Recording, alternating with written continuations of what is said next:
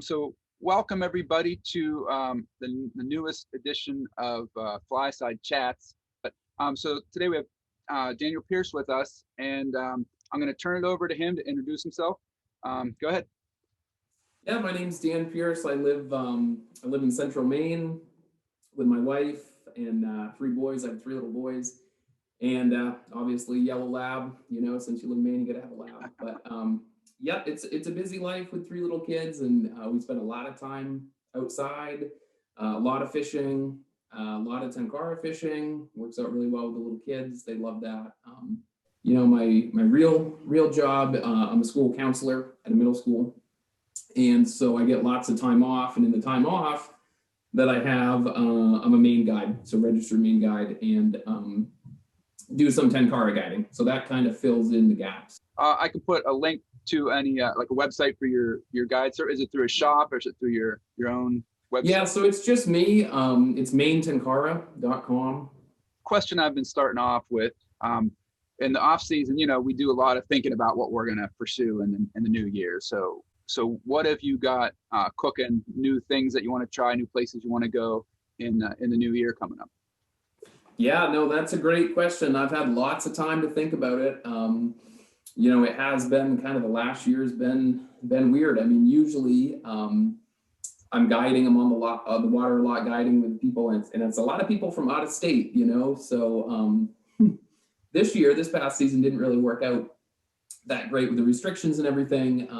I still got to spend a lot of time on the water local, just kind of local trips. Some people that came from out of state that were staying for maybe like a month or more, I still did some trips. But what I'd like to do is kind of do some more extended trips, maybe some stuff that's kind of out there a little bit more. There's lots of good access to water that takes, half a day, maybe a day to get to. So not a lot of people are going out there. I'm hoping, things will turn around. I'll get to do some more of those kind of adventure trips for me, myself, just by myself or guiding, either one. But I've had a lot of time to look at maps, which I love to do, just looking at maps and Google Earth. And so I have a lot of stuff that I'd like to do this season for sure. In Maine, one thing you have that we don't have in Pennsylvania are ponds with trout in them. So do you do any fishing on ponds for the brook trout up there? Yeah, no, I definitely do. There's some really good remote ponds that people will leave canoes up there. I know people that have canoes stashed up there, so it might be 3-4 mile hike into them. But then you just come to this pond that's just untouched. There's nobody there, and they're usually not that big. They might be like an acre, 1 to 5 acres kind of thing. They're pretty small in size, but just filled with wild trout. So stuff like that can be a lot of fun. There's some really good ponds, and a lot of them are either connected or pretty close. So you can kind of hit a few of them sort of thing, or go to like a camping area where you can make little quick pushes to get to other ones. So there is lots of that. It's fun to do.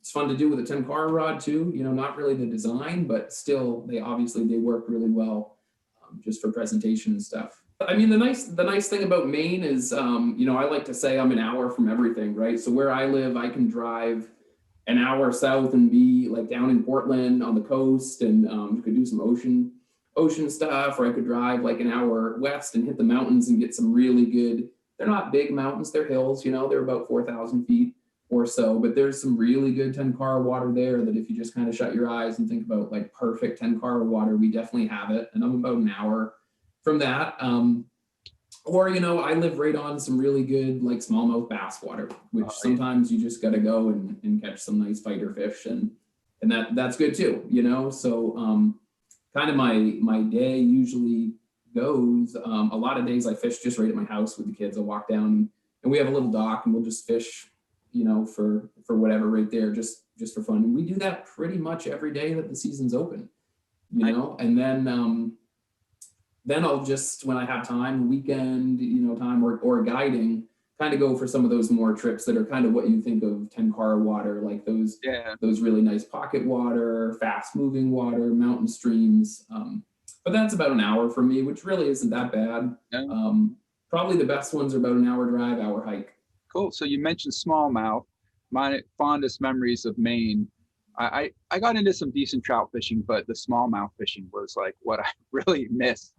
I lived in when I was living in Old Town, the Stillwater River was right near my house, and I would go back there and never see another angler, and just catch one beautiful smallmouth after another. Just tremendous smallmouth fishing.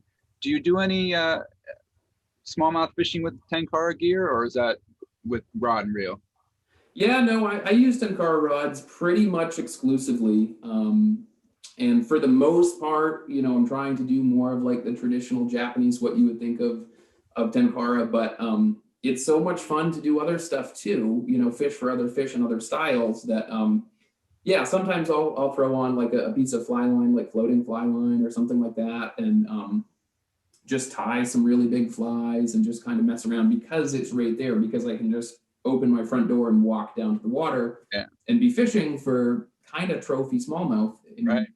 What do you like to use for the smallmouth? When I was up there, I would use I would fish them on top just because there were so many, and I would use like a muddler minnow floated on top, like kind of like a big hopper, and I would watch the smallmouth would come up, and I could see them like sharks sometimes around the fly bulging until they finally decided to whack it, and when they hit it, it would just be it would be startling sometimes. So how do you like to fish for them?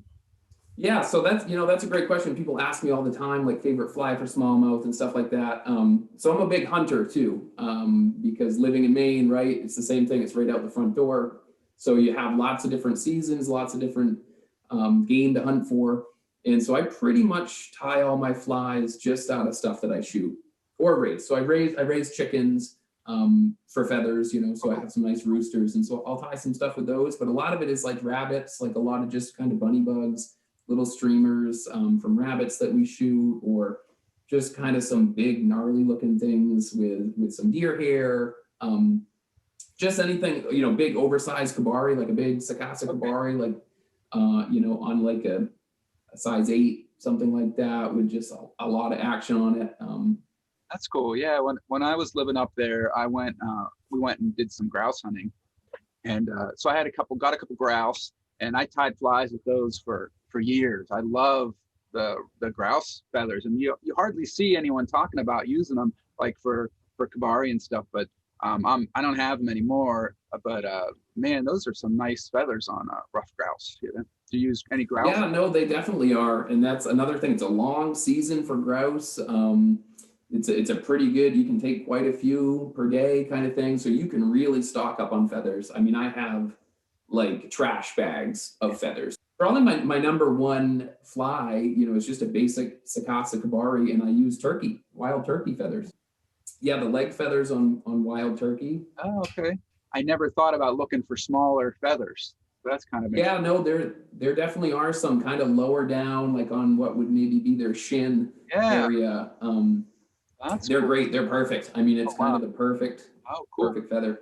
So when you're going for trout up in Maine, you're mostly looking at brook trout, I'm guessing. Is that most of what you're after? And do you have? I know there's some places that have rainbows. Do you run into rainbows at all there?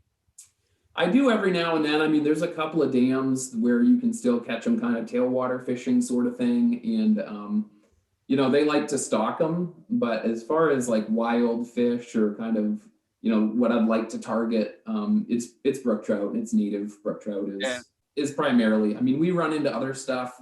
There's really good landlocked salmon fishing. Like the Penobscot has really good landlocked. So I do a couple of trips every year fishing for those, and it's a ton of fun. Because they're bigger fish and they run, and so it's fun with a fixed line.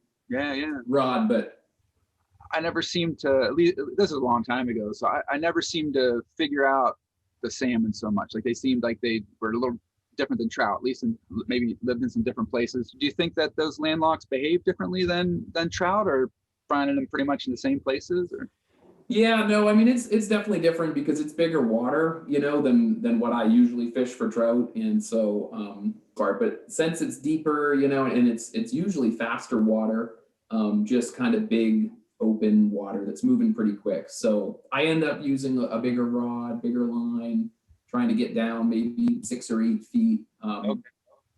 Which usually when I'm just fishing for, like wild brook trout, I'm just either on the surface, 6 inches under the water, something like that. So that's the biggest difference, is getting down low and kind of I end up just kind of casting and doing a lot of swinging, which is fun.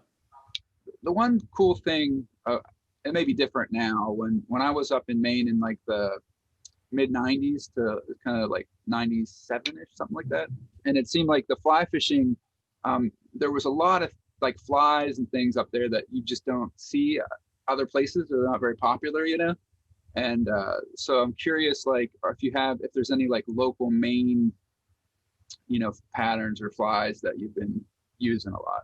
On the fly front, I'm pretty lame, just because I kind of use the same fly. And even when I'm out with other people, that aren't fishing Tenkara or whatever, I mean, I always will like try flies, like, hey, somebody says, hey, try this, and you don't want to say no, right? Because I say, oh, sure, I'll try it. But for me personally, I usually just kind of use the same thing.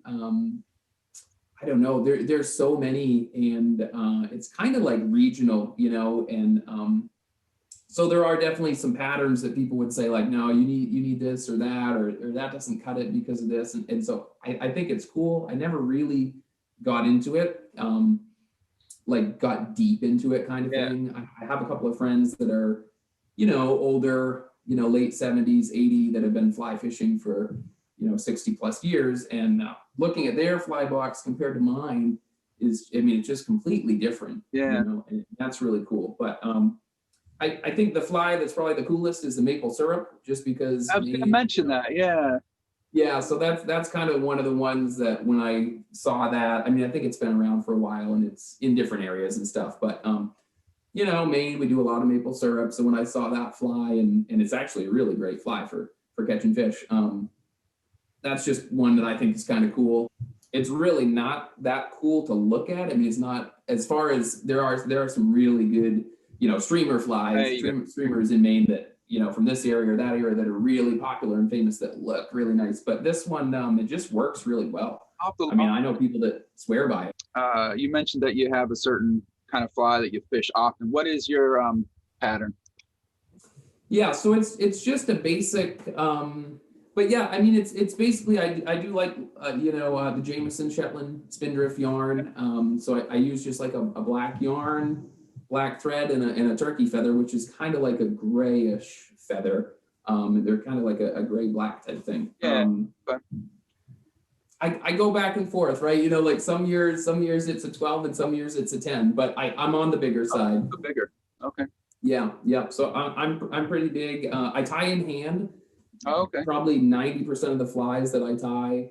In the beginning, before we were recording, you showed some of the drums you had. The other thing I thought might be cool moving forward is to ask people for a desert island disc. So you got one CD or album, take to your desert island. Would you take it? Oh man, one forever. Yeah. I know it's a big choice, but whatever you're feeling lately, anyway. Lately, I've been listening to like a lot of country music, like old country, like Willie Nelson. Oh yeah. And just because I am a drummer, right? And so I grew up when I started drumming, I started as a punk drummer. Okay. And so I would have said like a Green Day album right off the bat if you had asked me a while ago, which maybe still would be in my top 10. Like Dookie would be right up there, right? But yeah, probably some old Willie Nelson, something with a lot of like snare drum train beat.